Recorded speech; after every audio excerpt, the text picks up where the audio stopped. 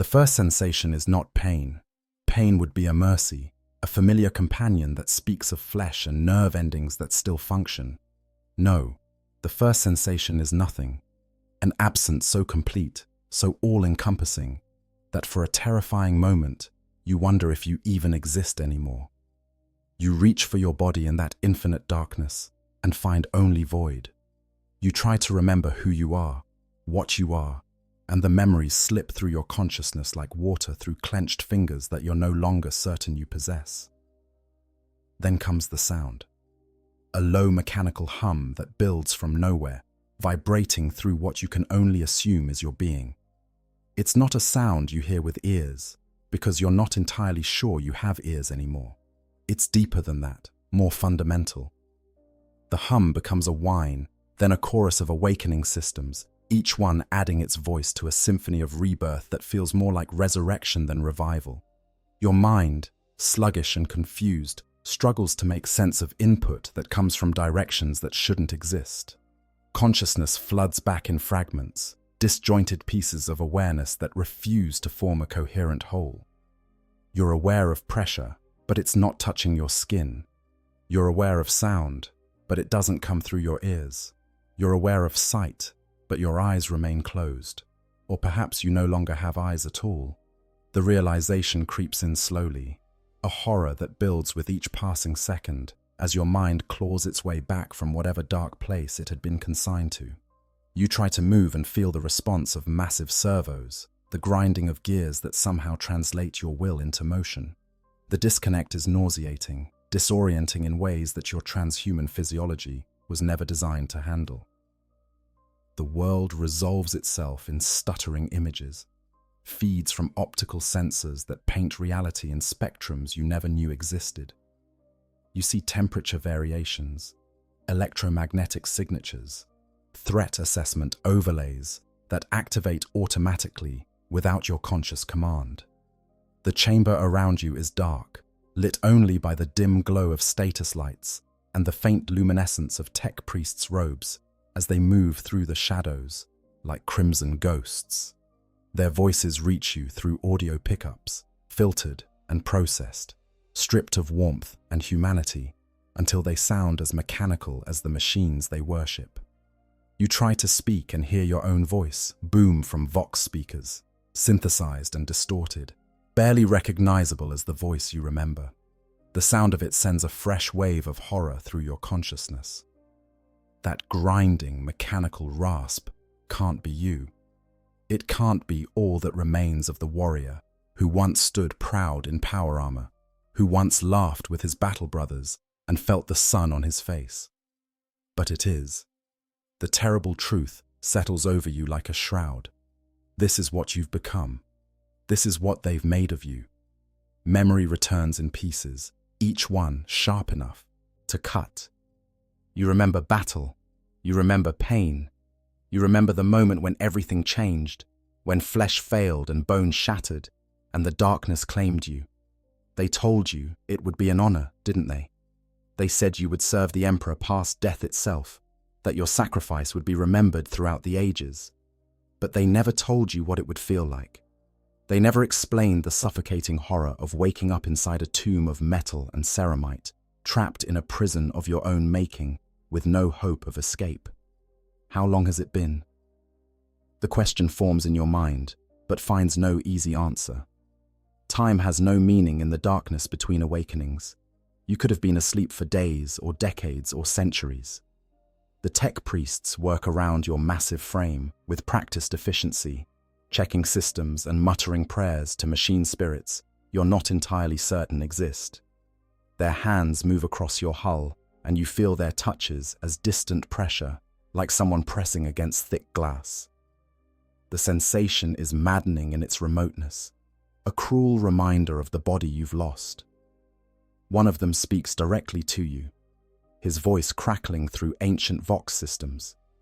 He calls you Ancient One, honored brother, revered warrior. The titles fall like lead weights, each one a reminder of what you've become rather than who you were. He tells you that you're needed, that the chapter calls upon your wisdom and your strength. He speaks of duty and honor, and the Emperor's will. But all you can think about is the darkness you've just emerged from and the darkness that awaits when they put you back to sleep. The awakening process continues, systems coming online, one after another, in a cascade of activation protocols, weapon systems, targeting matrices, communications arrays, power cells charging to full capacity. You feel each one integrate with your consciousness, becoming part of you in ways that are both intimate and horrifying. You are no longer simply piloting a machine. You are the machine, merged with it at a level that erases the boundary between flesh and steel. The realization should be empowering. Instead, it feels like drowning. Finally, the tech priests step back, their work complete. You are awake. You are operational. You are ready to serve. The massive blast doors of the chamber begin to grind open, revealing light beyond. Real light, not the filtered spectrum of your optical senses. For a moment, just a moment, hope flickers in what remains of your heart. Perhaps it hasn't been so long. Perhaps the faces you remember still walk the halls of your fortress monastery. Perhaps you can still find connection to the life you left behind. But even as the thought forms, you know it's a lie. You can feel it in the strange quality of the air, taste it in the electromagnetic signature of the equipment around you. Something is different. Something has changed. And as you take your first thundering steps out of the darkness that has been your home, you begin to understand just how much the galaxy has moved on without you. The corridors you remember are the same yet fundamentally altered. The architecture is unchanged, the same Gothic grandeur that has defined Imperial construction for millennia. But there's something in the air, an electric tension that speaks of crisis and change. The serfs who scatter before your approach wear expressions you've never seen before, fear mixed with something else, something that might be desperation. Their robes are more threadbare than you remember, their faces more gaunt. Even in the heart of a fortress monastery, the signs of strain are evident. You pass through halls that should be bustling with activity, but find them eerily quiet. Where are the neophytes who should be training in these spaces? Where are the tech marines who usually maintain equipment in these workshops? The emptiness is unsettling, suggesting losses that go beyond normal attrition. Your massive frame barely fits through doorways that were built to accommodate dreadnoughts, forcing you to duck and turn, each movement a reminder of the body you've lost and the prison you've gained. Then you see them, your battle brothers, the space marines of your chapter. Relief floods through you, followed immediately by confusion. They're wrong somehow, not immediately obvious, not in ways you can immediately identify, but wrong nonetheless. They're taller than you remember, broader even than your transhuman kin should be. Their armor is different too, sleeker and more advanced, incorporating design elements you've never seen before. They move with a fluid grace that seems excessive even for Adeptus Astartes. One of them approaches, removing his helmet in a gesture of respect. His face is young, unmarked by the scars that come with decades of service. He looks at you with an expression that makes your mechanical heart sink. It's not recognition, it's reverence. He sees you not as a brother, but as a relic, a piece of living history to be honored and feared in equal measure. When he speaks, his words confirm your worst fears. He tells you how long you've been asleep. The number is staggering, impossible to fully comprehend. Decades have passed. Decades. Everyone you knew, everyone you fought beside, they're gone. Dead in battles you never witnessed.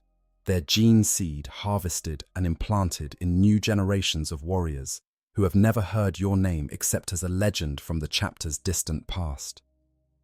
The young Marine standing before you was born long after you were entombed, has completed his transformation into a full battle brother, and has fought in campaigns you will never know about. And still you slept on, unaware that the galaxy was turning without you. The Marine continues speaking, and with each word the magnitude of your absence becomes clearer. The chapter has changed in ways both subtle and profound. New traditions have emerged. Old enemies have been vanquished or have evolved into new threats. The fortress monastery itself has been rebuilt in sections, battle damage repaired and reinforced after conflicts you have no memory of. You are a stranger in what should be your home, a ghost from an age that has passed into history. But the Marine is still talking, his voice taking on an edge of excitement that seems incongruous given the gravity of what he's telling you. There's something else, he says, something unprecedented, something that has changed everything. The words tumble out in a rush, and you struggle to process them through the shock that already clouds your thoughts.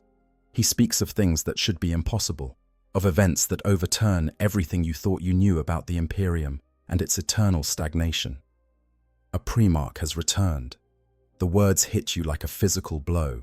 For a moment, you're certain you've misheard, that your audio pickups are malfunctioning, or that the long sleep has damaged your ability to process language. But no, he says it again, and this time he provides details that make it impossible to deny. Roboute Guillemot, the Primarch of the Ultramarines, the author of the Codex Astartes itself, has returned from his 10,000-year slumber. He walks among the Imperium once more, leading armies and making decisions that reshape the fate of humanity. The implications are staggering. You knew the Primarchs, or at least you knew of them. They were demigods from the Age of Legends, figures so far above ordinary space marines that comparing yourselves to them was like comparing insects to humans. When they fell, one by one, murdered or lost or turned traitor, something vital went out of the Imperium. Their loss marked the end of an age, the final severing of humanity's direct connection to the Emperor's vision. And now one has returned? The very foundations of reality seem to shake at the thought. But there's more. The Marine tells you about the Primaris Space Marines, a new breed of Adeptus Astartes created through improvements to the original gene-forging process. These new warriors stand even taller than their firstborn brothers, possess additional organs that make them faster and stronger, and wear armor that incorporates technologies that should have been lost millennia ago. Looking at the Marine before you, you realize with a start that he is one of these Primaris. This young warrior looking at you with such reverence is himself a being that shouldn't exist, a product of innovation in an Imperium that had long since abandoned such things.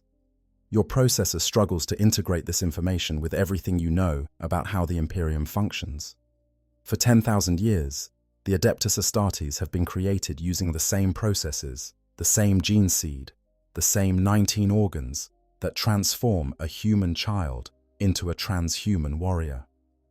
The very idea of improving upon the Emperor's work would have been considered blasphemy. Yet here stands living proof that someone has done exactly that, and not only survived, but has been sanctioned by a returned Primarch. The questions cascade through your mind, each one spawning a dozen more. Who created these new Marines? How long have they existed? Why were you not told before your entombment? But even as you form the questions, you realize the absurdity of them. Of course you weren't told. You were dying when they sealed you in this sarcophagus, your body too broken to save, your consciousness fading in and out as the apothecaries worked to preserve what little remained. The political machinations of the Adeptus Mechanicus and the return of Primarchs, these were not concerns for a warrior who was already half dead. The Marine continues his briefing, and with each revelation, the scope of change becomes more apparent. The galaxy you knew has been fundamentally altered by an event they call the Great Rift. He describes it as a massive tear in reality itself, a chain of catastrophic warp storms that has split the Imperium in two.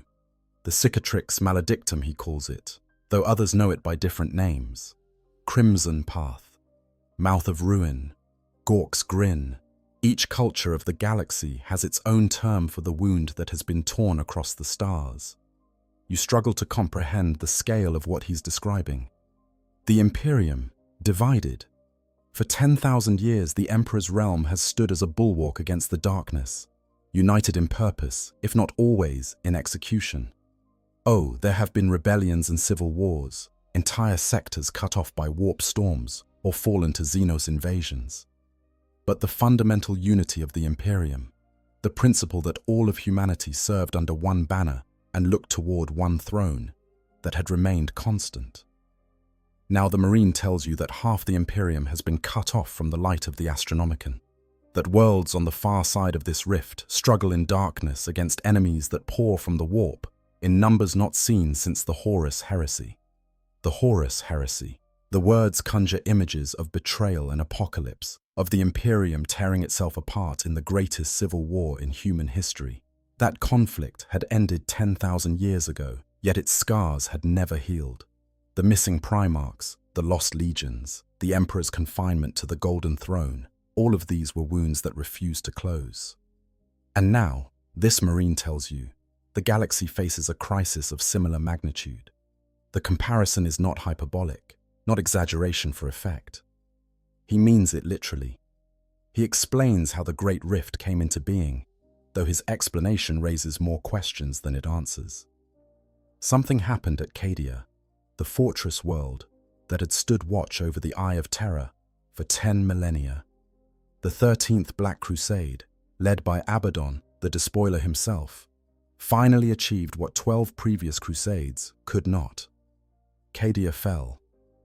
The pylons that had held back the tides of the warp failed, and in their failure, they triggered a cascade of catastrophic events that tore the galaxy asunder. Cadia. The word resonates in your memory. You had been there, or at least you think you had been there. The memories are hazy, confused by time and trauma, and the strange dreams that haunt the spaces between awakenings. But you remember purple skies and endless vigilance, the feeling of standing guard against darkness that pressed close on every side. You remember the pride of the Cadian regiments, their unshakable courage in the face of horrors that would break ordinary men. And now it's gone? Destroyed? The thought is almost too much to bear. The Marine sees the distress in whatever body language your massive frame can still convey. He tries to offer comfort, explaining that Cadia's defenders held to the last, that they died as heroes, that their sacrifice meant something. But the words ring hollow. You've heard such platitudes before, have spoken them yourself over the bodies of fallen comrades. They never make the loss easier to bear. They simply give it a shape that the living can pretend to understand. He tells you about the Imperium Nihilus, the Dark Imperium, the half of the Emperor's realm that lies beyond the Great Rift. Cut off from terror, from the Astronomicon's guiding light, from any hope of rapid reinforcement, these worlds wage desperate wars of survival against enemies that sense the Imperium's weakness. The Blood Angels. Chapter, for instance, found their homeworld of Baal besieged by Hive Fleet Leviathan, one of the largest Tyrannid invasions ever recorded. They fought with the fury of the damned, but they could not have held without the arrival of new reinforcements, led by the returned Primarch Guilliman. Guilliman. The name keeps coming up, a center around which all other changes seem to orbit. The Marine's tone when speaking of the Primarch carries a weight you've rarely heard before. It's not simple reverence, though there's plenty of that. It's something deeper, more primal, hope. After 10,000 years of slow decline, of fighting a losing battle against entropy and decay, of watching the Imperium crumble one world at a time, the return of a Primarch has given the Adeptus Astartes something they haven't had in living memory. The belief that victory might actually be possible. But the Marine's briefing isn't finished. There's more he needs to tell you, information that grows darker with each revelation. The galaxy is not simply changed, it is worse. The Xenos threat has intensified across every front.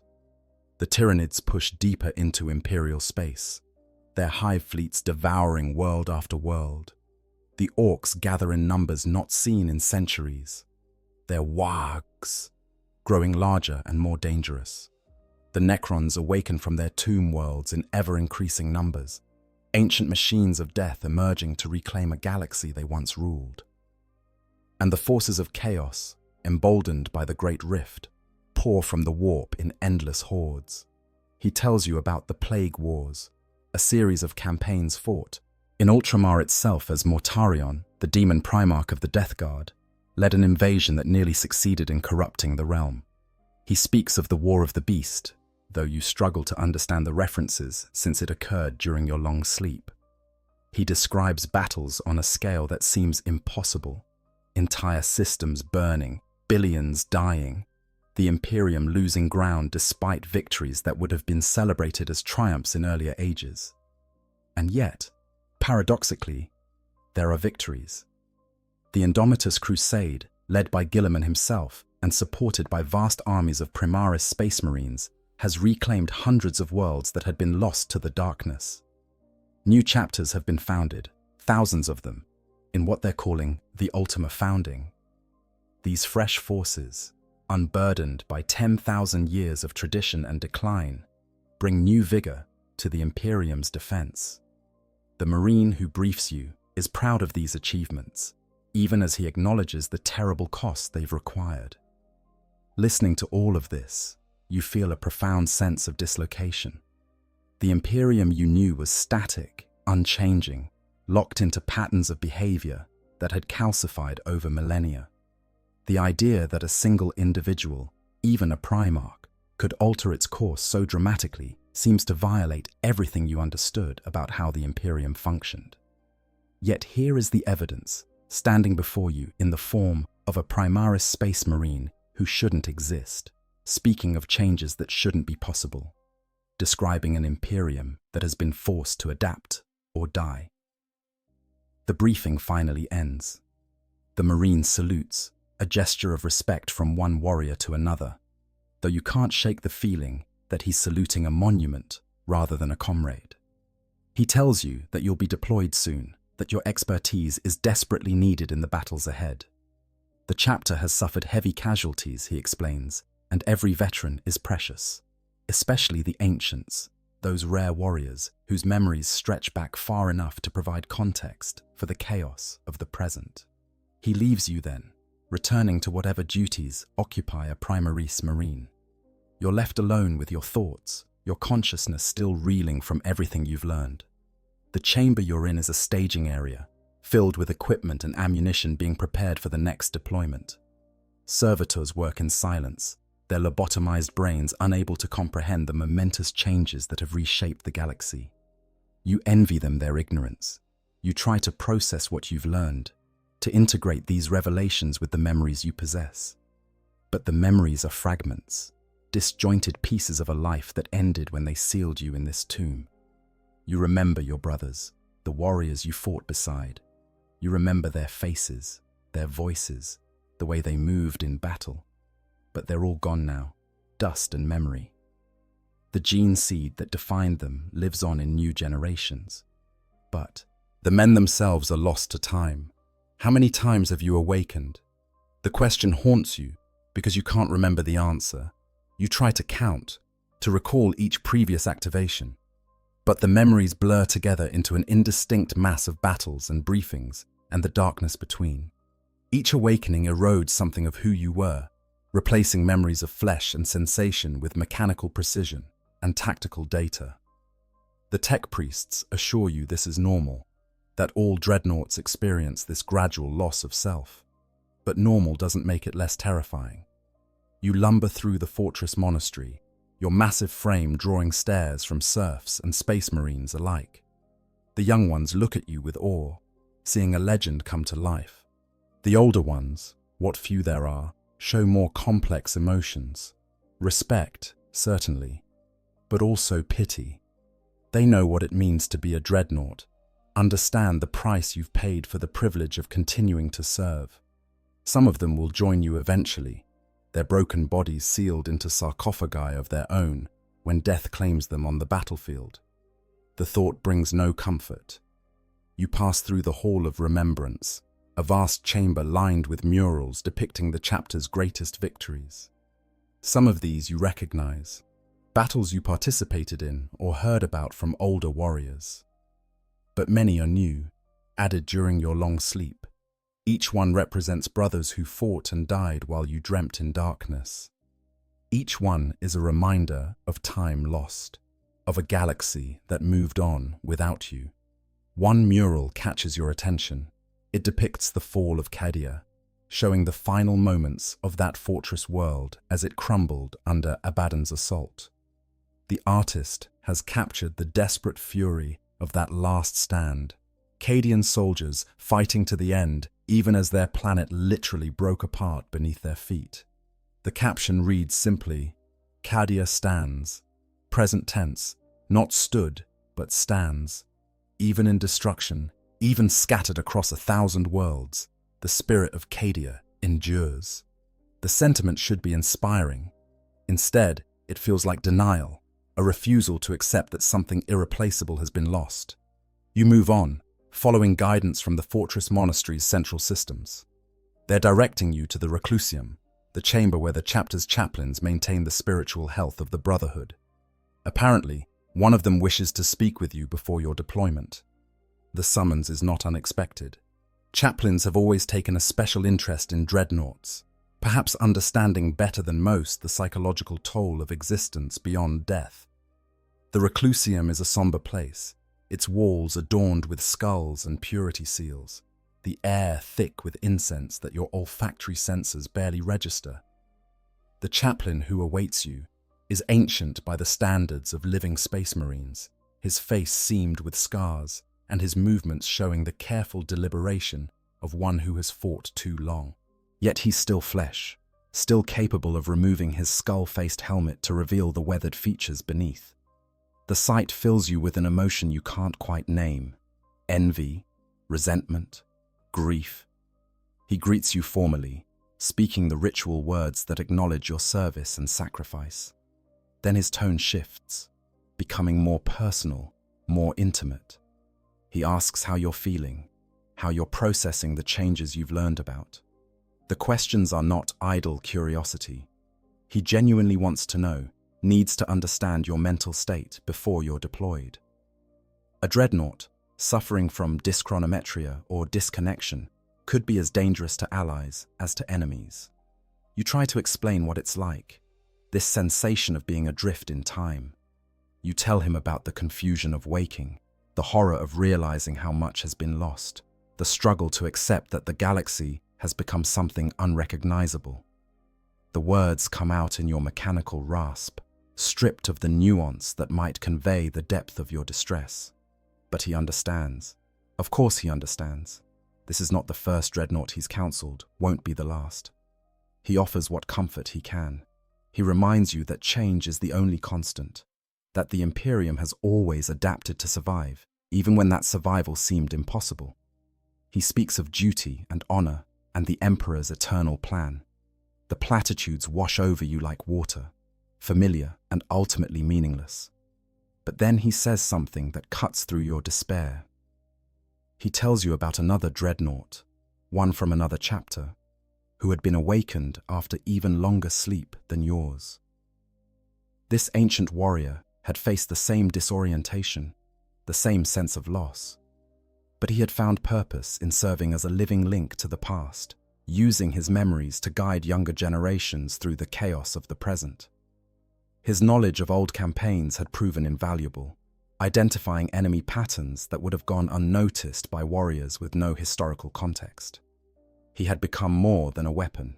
He had become a teacher, a keeper of traditions that might otherwise have been lost. The chaplain suggests that you might serve a similar role. Yes, you will fight, because that's what dreadnoughts do. But you can also remember. You can bear witness to the galaxy as it was, provide perspective that no data file or chronicle can match. You can be more than just a walking tank. You can be a guardian of memory itself, ensuring that the sacrifices of the past are not forgotten in the urgency of the present. The words resonate with something deep inside your consciousness. Perhaps he's right. Perhaps this is how you find meaning in the horror of your existence, not by denying what you've become, but by embracing the unique position it places you in. You are a bridge between ages, your memories spanning decades that others can only read about. That has value, that matters. But even as the thought offers comfort, reality intrudes. The alarm klaxon sound, their harsh tones cutting through the tranquility of the reclusium. The chaplain's vox bead chirps with incoming messages. He listens for a moment, then turns back to you with an expression that mixes urgency and resignation. The chapter is deploying. An imperial world in the sector has come under attack, its astropathic cries for help growing increasingly desperate. The enemy is not yet confirmed, could be anything from orcs to Chaos Space Marines to something worse, but the threat is significant enough that the chapter is committing multiple strike forces, and they need every warrior available, including you. This is it then, your first battle in this strange new galaxy. The chaplain offers a final blessing, marking your hull with sacred oils and speaking prayers to the Emperor and the machine god both. Then he steps back, his work complete. You're as ready as you'll ever be. The march to the embarkation bay feels both endless and too short. Your massive frame moves with the thunderous tread that all dreadnoughts possess, each step a statement of power and determination. Space Marines fall in around you, forming an honor guard that seems excessive until you realize what they're really doing. They're protecting you, ensuring you reach the dropships without incident. Despite your armored bulk, despite the weapon systems that make you a walking fortress, they see you as something precious, something that must be preserved. The embarkation bay is controlled chaos, dozens of Space Marines boarding Thunderhawks and drop pods, while servitors load ammunition and supplies. The Primaris Marines move with their characteristic grace, their enhanced physiology evident in every motion. Seeing them in numbers drives home just how much has changed. These are not the brothers you remember. They are something new, something better by every measurable standard. The thought should fill you with pride. Instead, it makes you feel obsolete. Your assigned dropship is a Thunderhawk modified to accommodate your bulk, its interior stripped of normal seating to create space for a single dreadnought. The isolation is both practical and symbolic. You don't fit with the other warriors anymore. Not physically, and not in any other way that matters. You are apart, separate, a relic being carried into battle like a sacred relic, because that's exactly what you've become. The flight through the void is mercifully brief. You have no viewport, no way to see the stars rushing past, or the planet growing larger ahead. Your awareness is limited to sensor feeds and vox chatter, information rather than experience. The other Marines discuss tactics and make final preparations, their voices carrying the excitement and tension that always precedes combat. You remember feeling that way once. Now you feel only a cold determination, the mechanical certainty of a weapon being brought to bear on a target. The planetary approach is rough, atmospheric turbulence, battering the Thunderhawk as it plunges through clouds, stained red by the fires below. The vox chatter intensifies, fragmentary reports painting a picture of devastation. The attackers are Chaos Space Marines, specifically the Black Legion, and they've brought a significant force. Several cities are already burning, millions dead or worse. The planetary defense forces are in full retreat, unable to stand against traitors who were once the Emperor's finest warriors. The Thunderhawk's crew signals that drop is imminent. You brace yourself, or rather your systems automatically adjust for the coming impact. The restraints that hold you in place disengage, and then you're falling, the Thunderhawk's rear ramp dropping open to reveal the nightmare below. You see fire and smoke, twisted ruins of what had once been a thriving hive city. You see the 8-pointed star of chaos painted across buildings and vehicles. You see traitors in corrupted power armor stalking through the streets, killing everything they encounter. The hatred that surges through you is so pure, so intense, that it bypasses all the mechanical filters and numbness. This, at least, hasn't changed. The revulsion you feel for traitors, for those who turned their backs on the Emperor and embraced chaos, burns as hot now as it did in your earliest memories. These are not simply enemies, they are oath-breakers, genekin who betrayed everything you hold sacred. Fighting them requires no justification, no complex moral reasoning. They exist, therefore they must die.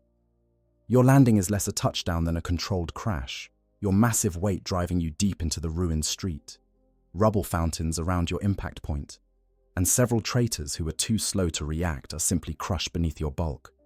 The survivors open fire immediately, but their weapons are small caliber, meant for killing normal humans rather than penetrating Dreadnought armor. The rounds spark harmlessly off your hull as you bring your own weapons to bear. The assault cannon mounted on your arm speaks with the voice of the Emperor's wrath, hundreds of rounds per second tearing through traitor armor like tissue. Bodies explode in sprays of corrupted blood and rent metal, each death a small payment on a debt that can never truly be repaid. Your power fist, that massive manipulator capable of crushing battle tanks, reaches out and grabs a traitor who thought he could fire a melter gun at close range. You close the fist and feel the resistance of ceramite armor giving way, bones breaking, organs rupturing. The satisfaction is primal, visceral in ways that your mechanical existence usually denies you. More Thunderhawks streak overhead, deploying your battle brothers across the burning city. You see their drop pods slamming into the ground like meteorites, each one disgorging a combat squad of Primaris Marines. They move with such speed, such efficiency, that for a moment you simply watch in amazement. These are not the warriors you remember. They're better, faster, hitting harder and shrugging off wounds that would have killed firstborn Marines. Watching them fight is like watching a master swordsman demonstrate his art, every motion precise and purposeful. But you're not here to observe. You're here to kill. You wade deeper into the traitor positions, your assault cannon never stopping, your power fist crushing anything that comes within reach. The traitors try to fall back, to establish defensive positions that might slow your advance. You bull through their barricades like they're made of paper, your adamantium hull absorbing punishment that would obliterate lesser vehicles. A crack missile detonates against your torso, the explosion loud enough to deafen unaugmented humans. You barely feel it, just another impact among thousands. The battle develops into a grinding urban fight, neither side willing to yield ground without maximum bloodshed. The Chaos Space Marines are veterans of the Long War, warriors who have fought for 10,000 years in the timeless hell of the Eye of Terror. They know every trick, every tactic, every way to inflict maximum casualties on loyalist forces. But they've never fought Primaris Marines before, and the shock of facing warriors who outmatch them in every physical dimension is evident. They fall back in confusion, unable to understand how the Imperium they left behind could have produced such champions. You fight alongside your Primaris brothers, and despite yourself, despite your earlier resentment, you feel a surge of pride. These warriors carry your chapter's colors, bear the same gene seed that flows in your own veins. They may be new, may be products of forbidden innovation, but they are your kin nonetheless. And they fight like angels of death, descended from the heavens, bringing righteous fury to the enemies of mankind. A chaos sorcerer emerges from the ruins, reality warping around him as he channels the power of the warp. His eyes burn with unholy light, and his armor writhes with demonic energy. He speaks words that should not exist, syllables that cause the air itself to scream.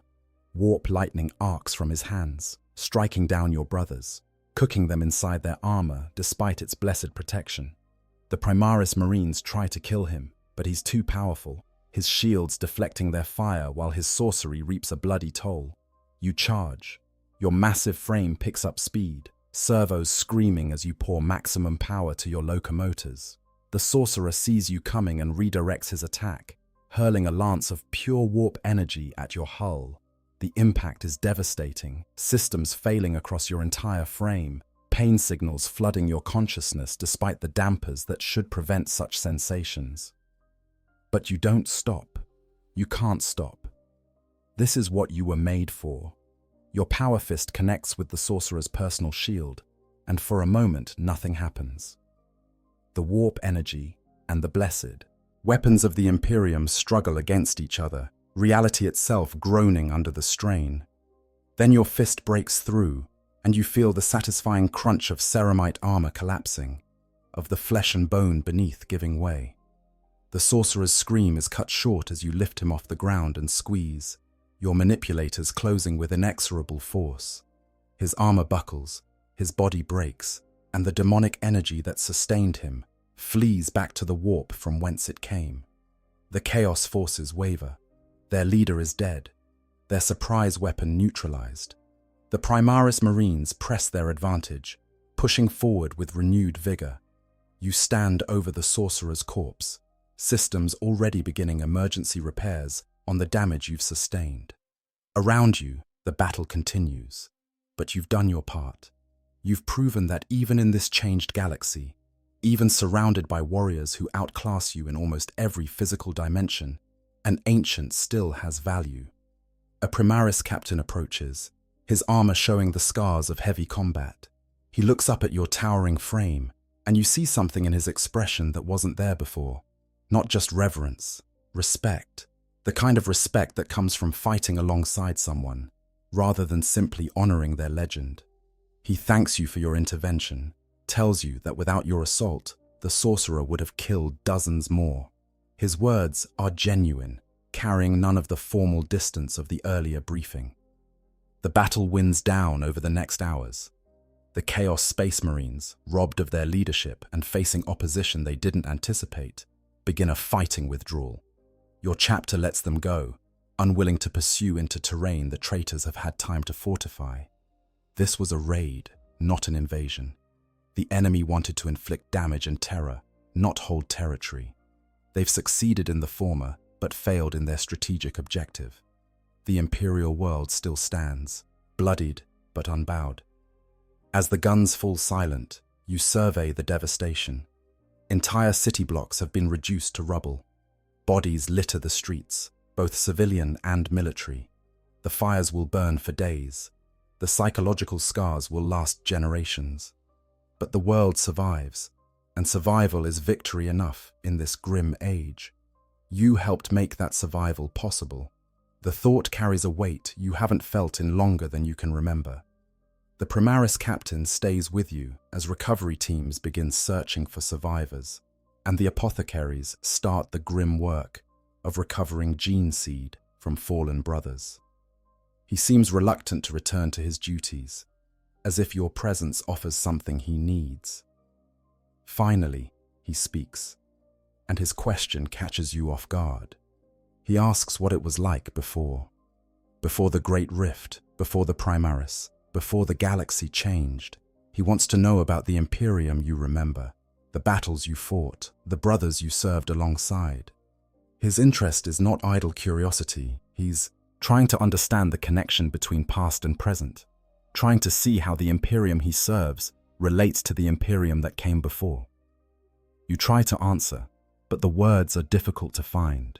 How do you describe a galaxy that no longer exists?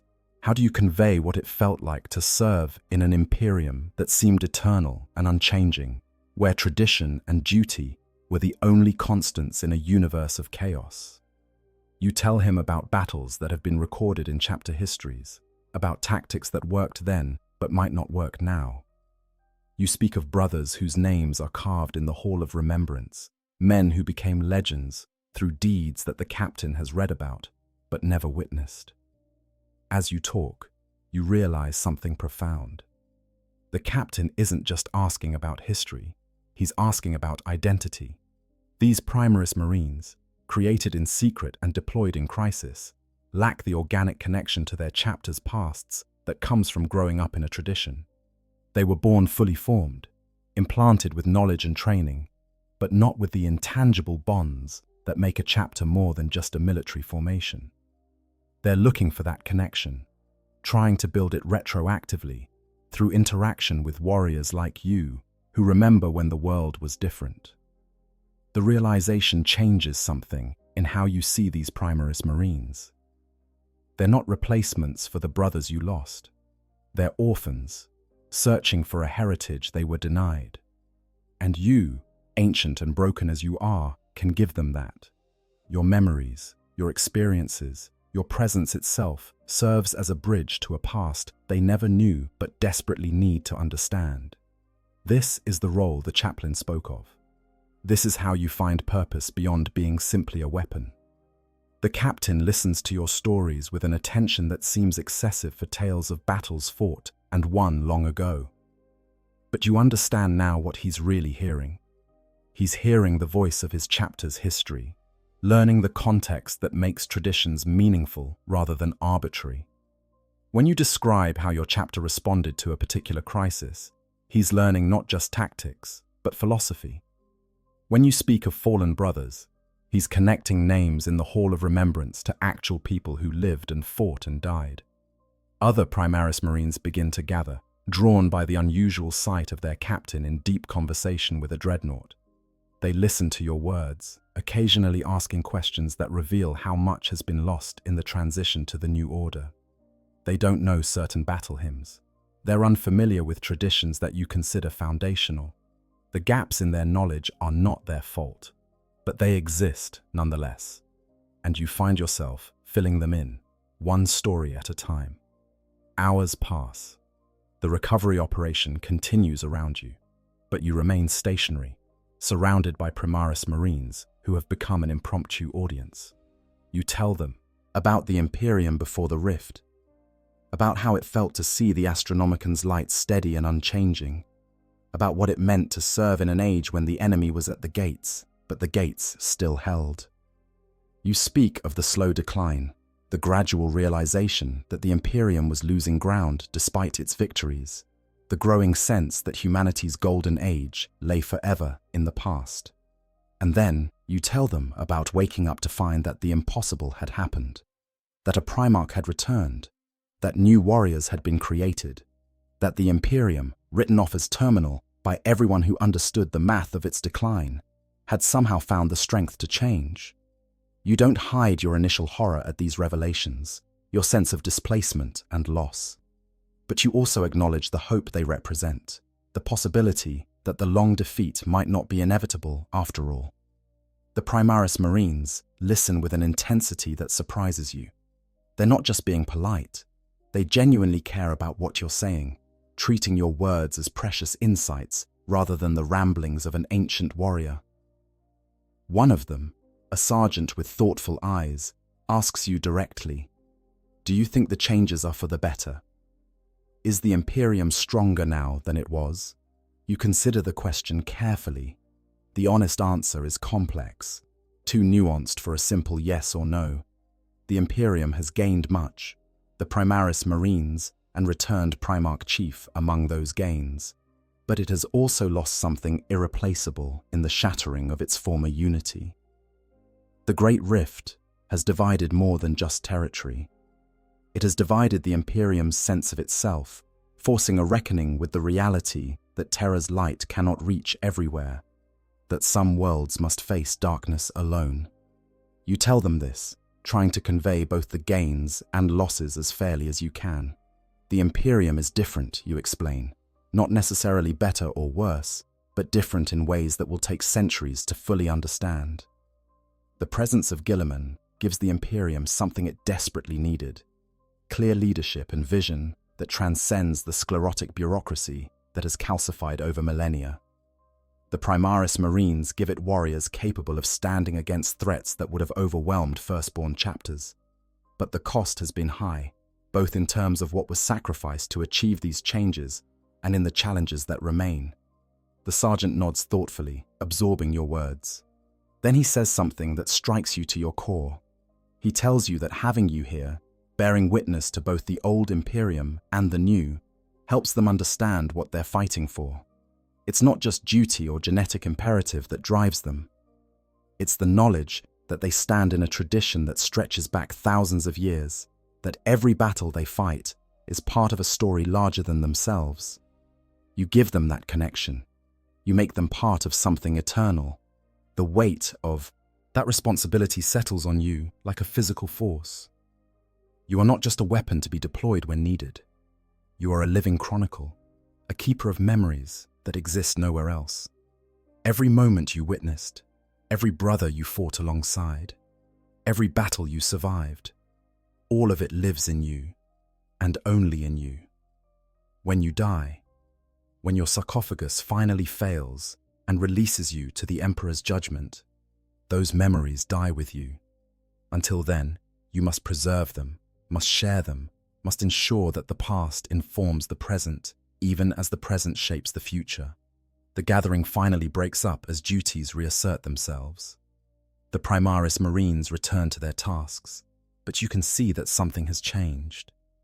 They look at you differently now, not as a relic or a weapon, but as a brother. The distinction matters more than you would have thought possible. You're not just Ancient One anymore. You're part of their company, a warrior among warriors, despite the metal tomb that contains what's left of your flesh. The return to the fleet is bittersweet.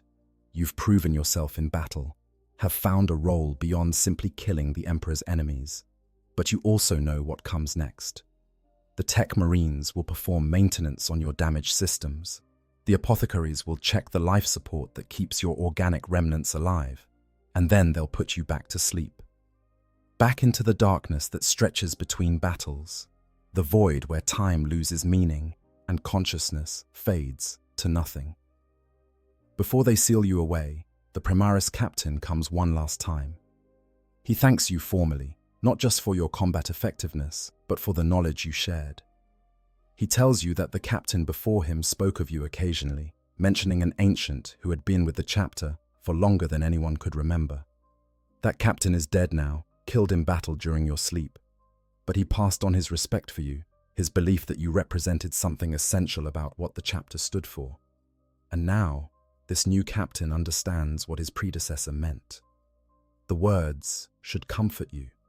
Instead, they emphasize the unending nature of your service. The captain who knew you is dead. This captain will die eventually too, perhaps centuries from now, perhaps tomorrow.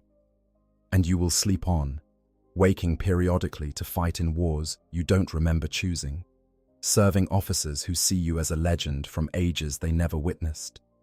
The cycle will continue until your systems fail, or the chapter falls, or the Imperium itself collapses into final darkness. But perhaps that's exactly as it should be. Perhaps this is your purpose, the reason you continue to exist when death would have been a mercy. You are continuity in an age of chaos, permanence in a galaxy where everything else crumbles. Your brothers will die and be replaced. Enemies will rise and fall. Entire civilizations will be born and extinguished. Through it all, you will endure. Not because you're stronger or braver or more worthy. Simply because this is what Dreadnoughts do. They endure. The tech priests begin the shutdown sequence, their prayers and mechanical ministrations fading to background noise as your systems cycle down. The darkness rises up to claim you once more, and you embrace it without resistance. How long will you sleep this time? Decades? Centuries? When you wake, what will have changed? Will the Imperium still exist? Will your chapter survive to wake you? There's no way to know, and the uncertainty should terrify you. But instead, you find a strange peace in it.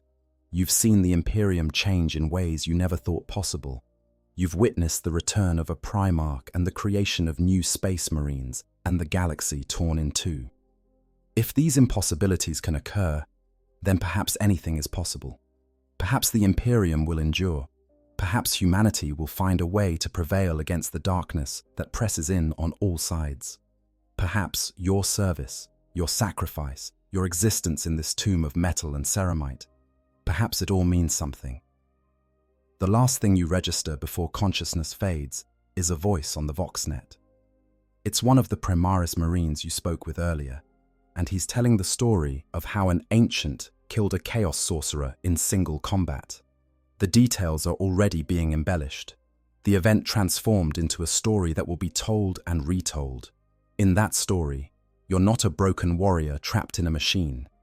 You're a hero, a legend, proof that the chapter's ancient strength lives on.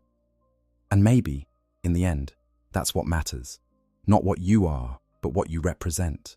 The darkness takes you completely, and you fall into dreams that are no dreams. In that void between awakenings, you're neither alive nor dead, neither man nor machine. You simply are, existing in a state that defies easy description. Time loses meaning. Memories blur together until you can't distinguish past from present, reality from dream. You see faces of brothers long dead, hear voices that have been silenced for decades or centuries. Sometimes you see battles you're certain you never fought in, events that might be memories or might be fabrications of a mind slowly fragmenting under the strain of existence beyond death. But always, eventually, you wake. The cycle repeats. Systems boot up, consciousness returns, the tech priests perform their rituals. Someone briefs you on the current situation, giving you just enough context to understand the mission ahead. Then you fight, you kill, you endure, and when the battle ends, they put you back to sleep, back into the darkness that has become more familiar than the waking world. How many times has this happened? How many times will it happen again? The questions have no answers, and you've learned to stop asking them. You exist in the eternal present, each awakening a fresh beginning, each battle potentially your last. The continuity of your existence is an illusion, a story you tell yourself to maintain the fiction of identity. The truth is that you die a little with each sleep, lose a fragment of who you were with each awakening. Eventually, there will be nothing left but the machine, piloted by something that was once human but has forgotten what that word means. But not yet, not today. Today you wake again to find that the galaxy has continued to change in your absence. More time has passed, days or weeks or months, you can't be sure. The fortress monastery feels different somehow. Its halls more crowded, its armories better stocked. Something has happened, something significant. And even before the briefing begins, you know that the Imperium you wake to is not quite the same as the one you left behind. The briefing comes from a different officer this time, a Primaris librarian whose psychic presence washes over you like a wave. He speaks of victories in the Indomitus Crusade, of worlds reclaimed and chapters reinforced. He tells you that the Great Rift remains, but the Imperium has adapted to its presence, finding ways to communicate and travel even through that barrier of storms.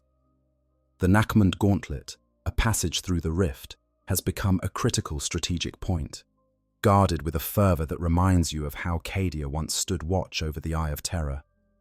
Cadia. The name still hurts, a phantom pain in a body you no longer possess. But the librarian speaks of how its defenders have been scattered across the Imperium, carrying their traditions to 100 new worlds. Cadia fell, but the Cadians endure. Their fortress may have broken, but their spirit lives on. The thought offers a kind of comfort, the knowledge that even total destruction cannot erase what truly matters. The librarian also speaks of losses, chapters that have fallen to overwhelming force, worlds that have been lost despite the best efforts of their defenders. The Imperium Nihilus, the dark half of the galaxy beyond the rift, remains a place of desperate struggle where communications are sporadic and reinforcement nearly impossible. The warriors who fight there do so in near isolation, cut off from the guiding light of terror and the direct command of returned Primarch. They are heroes in the truest sense, holding the line in darkness because there is no one else to do it. As you listen to the briefing, you realize something important. The galaxy has changed, yes. The Imperium is different from what you remember. But the fundamentals remain constant. Humanity still fights for its survival against enemies that seek its extinction. Space Marines still stand as the Imperium's finest warriors, the last line of defense against the darkness. And warriors like you, ancients who have seen ages come and go, still have a role to play in that endless war. The librarian finishes his briefing and prepares to depart. But before he goes, he turns back to you and says something unexpected. He tells you that you're being assigned to a new role, at least temporarily. The chapter leadership has decided that your knowledge and experience are too valuable to risk unnecessarily in standard combat operations.